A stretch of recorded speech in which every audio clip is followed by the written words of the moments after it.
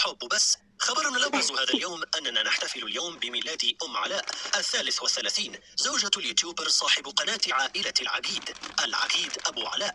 وبهذه المناسبة أرسل لها رسالة من خلال برنامجنا يقول فيها: رسالة مني.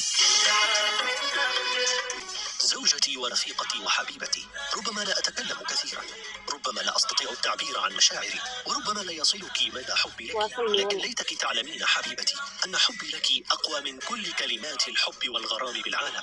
أنت نبض قلبي، أنت سكني ونفسي، أنت أميرتي وسيدتي، أنت حبيبتي.